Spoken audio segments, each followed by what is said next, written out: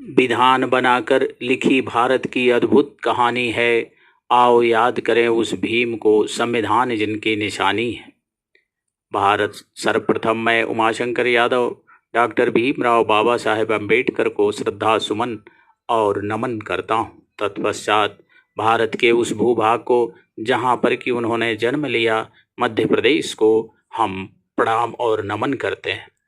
इतने बड़े युग पुरुष, महापुरुष, विश्व पुरुष बने, वह कर्म भूमि है जहाँ पर कि उन्होंने अपने कर्मों को करके आगे बढ़े हैं।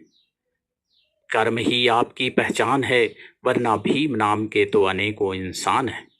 कर्म करके ही, कर्म क्षेत्र से ही उन्होंने महान बना है, और वह कर्म क्षेत्र है महाराष्ट्र। ऐसी भूमि को भी नमन और प्रणाम करता हूँ। मंच पर उपस्थित सभी विशिष्ट मुख्य अतिथि और सभी आयोजक, कार्यकर्ता तथा अध्यक्ष, सबको प्रणाम, नमन और आज के दिवस की हार्दिक बधाई और बाबा साहब भीमराव की 134वीं जयंती पर कोटि कोटि बधाई एवं प्रणाम। देवियों और सज्जनों, जैसा कि हम सबको मालूम है, 14 अप्रैल एक ऐसे युग पुरुष का जन्म हुआ। एक ऐसे युग पुरुष के जन्म दिवस मनाया जाता है जिनके कार्य, जिनकी सोच पूरे समाज, पूरे मानव जाति के लिए एक समर्पित है, और वह हैं डॉक्टर भीमराव अंबेडकर। अतः मैं आपसे अपील करता हूं कि एक बार अवश्य इनके जयकार में शामिल हों और जोर से बोलें कि डॉक्टर भीमराव अंबेडकर की जय। देवियों और सज्जनों, डॉक्टर भीमराव अंबेडकर के पिता रामजी सोखपाल कबीरपंथी और मां धर्मपरायण नारी थी। इसीलिए बचपन में से ही डॉक्टर भीमराव अंबेडकर अत्यंत चिंतनशील व्यक्ति थे। अपने जीवन के 65 वर्षों से देश की सामाजिक, राजनीतिक, धार्मिक, साहित्यिक, ऐतिहासिक, सांस्कृतिक, औद्योगिक और संवैधानिक आदि विभिन्न क्षेत्रों में अनगिनत कार्य करके राष्ट्र निर्माण में अविस्मरणीय और महत्वपूर्ण योगदान दिया है। डॉक्टर भीमराव अंबेडकर, भारत रत्न बाबा साहब भीमराव अंबेडकर की एक बात बहुत ही मोटिवेशनल लगती है। वह कहते थे कि मैं जागता हूँ क्योंकि मेरा समाज सो रहा है। अतः आपसे, आज के नवयुवकों से यह अपील करता हूँ कि आँखों में नींद बहुत है पर सोना नहीं है। आँखों में नींद बहुत है पर सोना नहीं है। यही उम्र है नवयुवकों कुछ करने की, इसे खोना नहीं है, इसे खोना नहीं है। देवियों और सज्जनों, बाबा साहब ने नारी जाति के उत्थान के लिए पूरे जीवन संघर्ष करते रहे, अनेक प्रकार के प्रयास करते रहे। उनका मानना था कि अगर किसी राष्ट्र या समाज को आगे बढ़ाना है तो नारी का सम्मान अनिवार्य है। संविधान लागू होने से ही नारी को वोट का अधिकार, नारी को राजनीति में आने का अधिकार, नारी को शिक्षित होने का अधिकार देकर बाबा साहब ने समाज के हर क्षेत्र में नारी को समानता प्रदान की है। उनका मानना है कि नारी को जागृत किए बिना राष्ट्र का विकास संभव नहीं है, क्योंकि हर पुरुष नारी की ही गोद में पलकर बड़ा होता है। बाबा साहब ने किसानों के बारे में भी पूरी तरह से समर्पित थे। उनका मानना था कि किसान की समृद्धि राष्ट्र की समृद्धि है। पहले भारत एक कृषि प्रधान देश हुआ करता था, इसलिए किसानों की जो दुर्गति थी उससे उनको ऊपर उठाना ही था।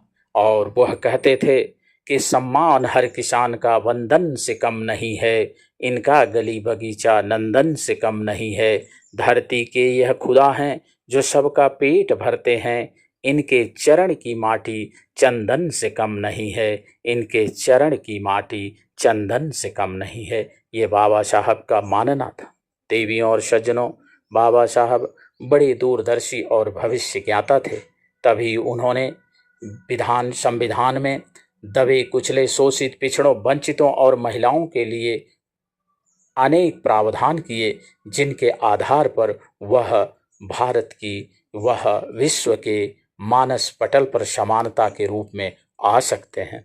हर उनका अपना यह कहना था, उनका अपना यह मानना था कि हर भारतवासी को, हर एक प्रत्येक भारतवासी को गले लगाना होगा, अपने नज़रिए में बदलाव लाना होगा। समाधान केवल आज़ादी में नहीं है, समाधान केवल आज़ादी में नहीं है, दबे कुचले और महिलाओं को समाज में ऊपर लाना होगा।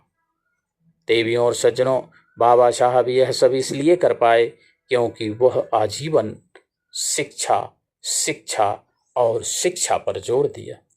अपनी विषम परिस्थितियों में जहां उनको क्लास में बैठने तक की अनुमति नहीं थी, जहां पर उनको घड़े से पानी पीने की अनुमति नहीं थी, इन तमाम विसंगतियों से, इन तमाम कुरीतियों को झेलते हुए उन्होंने कहा था कि तुम मुझको कब तक रोकोगे? तानों के भी शोर में रहकर तुम मुझकर कब तक रोकोगे? तानों के भी शोर में रहकर मुझे सच कहने की आदत है और तुम मुझे कब तक रोकोगे? यह दमखम अगर किसी में था तो वह बाबा साहब भीमराव अंबेडकर में था। और जब हमारे पूर्वज इतने निडर, इतने साहसी, इतने अदम्य उत्साह वाले थे, तो आज हम लोगों को शर्मिंदा ही नहीं बल्कि महान महान कष्ट होने की ज़रूरत है। अपने आप में फील करने की आवश्यकता है कि हम इतने पिछड़े क्यों रह जाते हैं। हमें भी आगे बढ़ना है और पढ़ाई करके ऐसे ऊंचे स्थान पर पहुँचें जहाँ पर कि बाबा साहब उस समय पहले भारतीय बने जिन्होंने 32 डिग्रियां हासिल की। अतः हम कह सकते हैं कि कलम से क्रांति लाने वाला न कोई बलवान हुआ है, कलम से क्रांति लाने वाला न कोई बलवान हुआ है, डॉक्टर बाबा साहब जैसा न कोई विद्वान हुआ है। भारत की नई पीढ़ी को बाबा साहब की जीवनी अवश्य पढ़नी चाहिए और उनके संघर्षों से प्राप्त खजानों को सजोना ही आपकी जिम्मेदारी नहीं बल्कि तरक्की की गारंटी भी है। मैं यह कहना चाहता हूँ कि तरक्की की गारंटी अगर आपको पानी है तो बाबा साहब के संविधान को, बाबा साहब की सोच को, बाबा साहब की विरासत को आगे ले जाना होगा। बाबा साहब की बड़ी बड़ी मूर्तियाँ इसीलिए लगाई जाती हैं कि हमें आपको जागृत रहें और समाज को जागृत करते रहें।